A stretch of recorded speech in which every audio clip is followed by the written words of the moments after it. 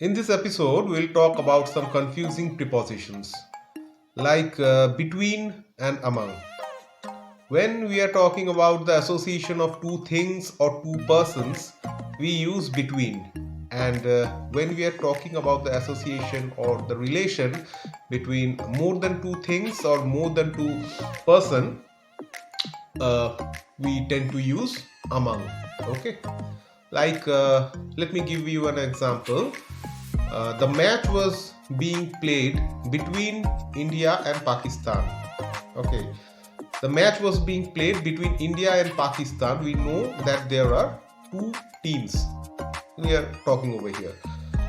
The teacher distributed the sweets among the students.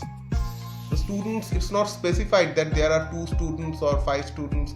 We'll consider that the number of students is uncountable. Okay, that is more than two.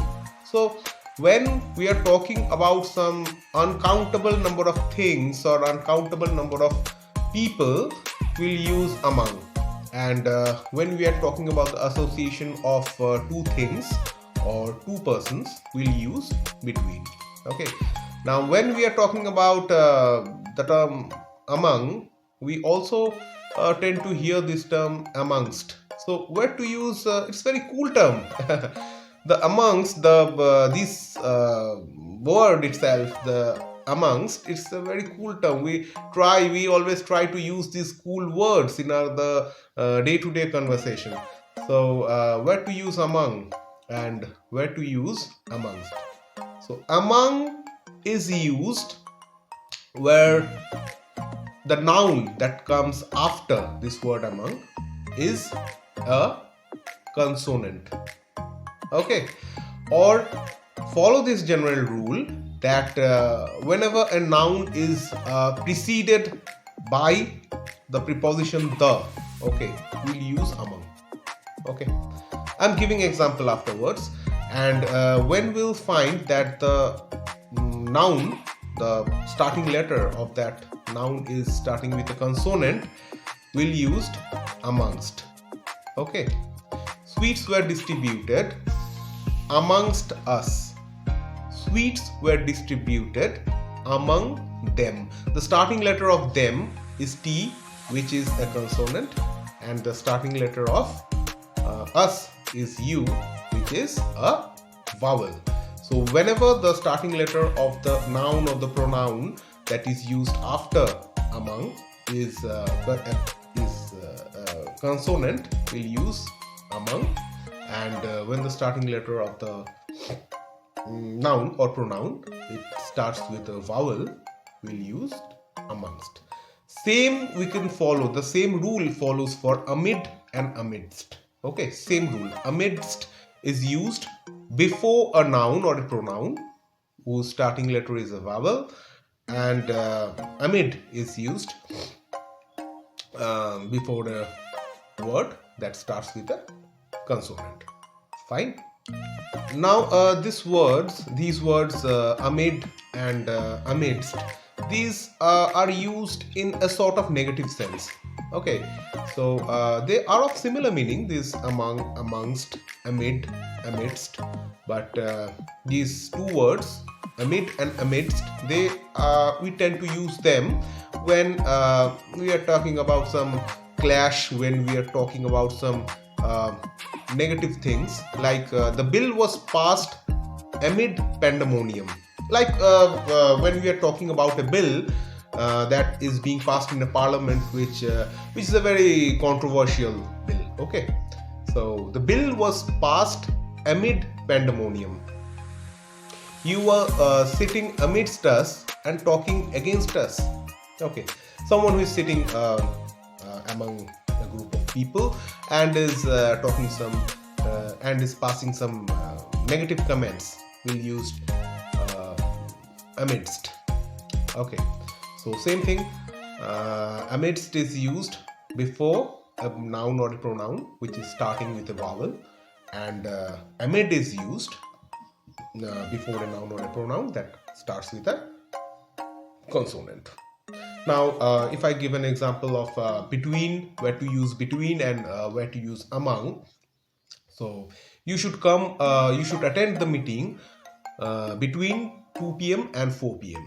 So we are talking about two time frames. Okay, it's not time frame, we are talking about a particular two particular points of time, which is 2 p.m. and another is 4 p.m.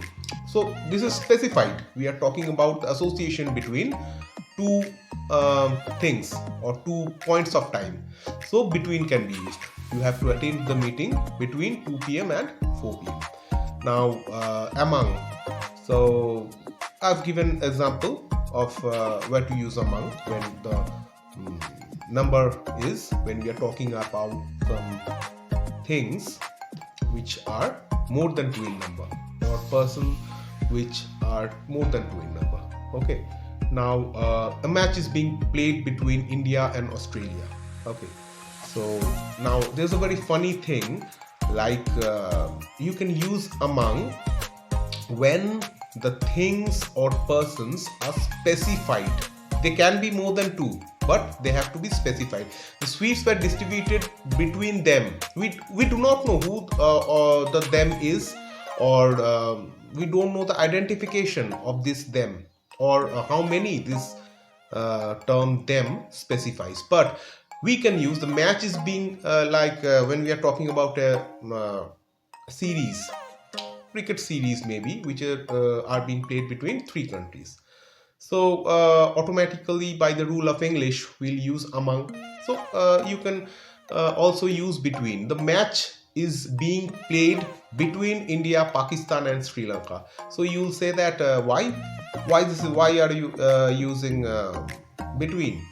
You just told that between is used between two countries or two things. So here are three countries. Yes, you can use between when the things or person identification of the things are specified.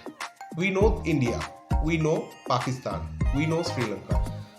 We know that there are three in number and their identification is also specific. So we can use between when there are three things, when we are talking about things which are more than two, maybe four, maybe five, maybe three, but the things, the identification of the things are properly demarcated. Like when we say that the match is being played between India and Pakistan, we can also use between when we say that the match or the matches will be played or the series will be played between India, Pakistan and Sri Lanka. So you will say why there are here we are talking about three countries. Yes, we are talking about three countries, but the thing is the identification of these three things, which here are countries, are properly demarcated. We know that there are three countries and their identification is also demarcated properly. So we can use between over here. The series is being played between India, Pakistan and Sri Lanka. So mostly when there are two things, we'll use between. When there are more than two things or more than two people or things, we'll use among. And the difference between among and amongst, amid and amidst has been clearly demarcated. The among is used before words which starts with consonant, and the st term, that is amongst, is used before the word that starts with a vowel. Okay, I've given examples. The same rule follows for amid and amidst. Fine. Okay, so now we'll talk about two very confusing set of prepositions. One is on and upon, and another set is in and into. So where to use on and where to use upon. I was very confused in my childhood when where to use on and where to use upon. I thought they are interchangeable prepositions. You can use on and upon wherever you like, but it's not like that. It doesn't work like that. So if I talk about this, you can see this phone. I've kept the phone on my table. So the phone is on the table. Now if a cat just jumps on this table from nowhere, it was not previously over here. My mobile phone was previously on this thing. The mobile is on the table. Now if a cat comes from nowhere and jumps on this table, we'll use upon. The cat jumped upon the table. Okay, in the same way, in and into. Suppose if this is the classroom, I'm sitting in the classroom or I'm sitting in the room. Okay, now if I jump into a river or into a pool, I jump into the pool because my position was not previously inside the pool. I happened to jump into that. Okay, previously I was somewhere else, maybe in the I was playing somewhere. Okay, I just saw the pool, I just saw the river, and I was very happy, I was very overjoyed. I like swimming and I jumped into the river. I jumped into the pool. So my position was previously somewhere else and I happened to change my position into the river. Okay, I will use into over here. And upon, the cat was also not sitting on the table. If it was previously sitting on the table, I would have used on. Okay, the cat is sitting on the table, but the cat jumped suddenly. It just happened suddenly. It was somewhere else. It just jumped over here. So the cat jumped upon the table. Okay, so these two prepositions, on and upon and in and into, they are very confusing. I hope you can demarcate now where to use properly use on and upon, and what to use in and where to use into. Okay, now both these prepositions on and in, they can be used before the word time. Okay, in time is also correct and on time is also correct. So where to use on time and what to use in time. Okay, so the difference is very simple. On time, when we have a particular point of time, suppose 9 a.m, we'll use on time. You have to reach the examination. The examination starts on time. Suppose the examination is scheduled to start on 9 a.m. So the examination starts on time. We have a particular point of time specified. We'll use on over there. And when a time frame, okay, range or a domain is given, like 8 a.m, you have to reach over, you have to report to the examination venue between 8 a.m and 9 a.m, suppose. So I reach the examination venue in time when there is a specified time frame. That means a range is given, 8 a.m to 9 a.m, 10 a.m to 11 a.m. Okay, so if I happen to reach between that range of time, I'll use in time. And when there's a particular point of time that is specified, I'll use on time. The examination starts on time. I reach the examination venue in time. Okay, you cannot someone cannot ask you to, you have to reach the examination hall at 8 a.m.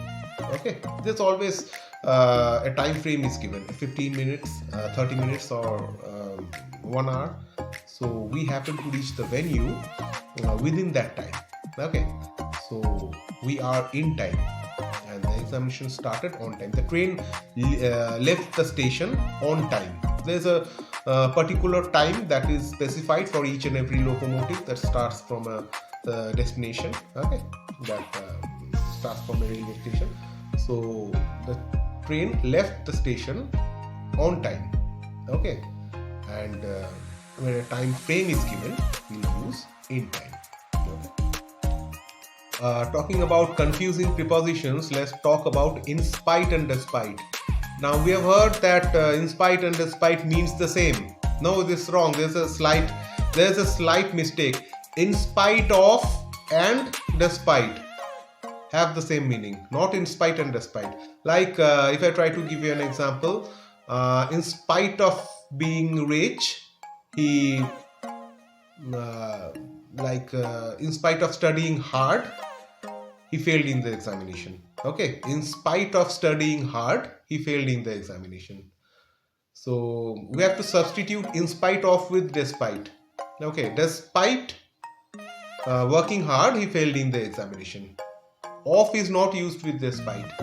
Okay, and in spite, when you are using in spite, of is required. So in spite of means the same as despite. Okay, it's not that in spite you can just substitute despite and write in spite. Okay, in spite must always be followed with of, and despite is self-sufficient. It does not have any requirement of. Okay, in spite of can be substituted with despite, same meaning.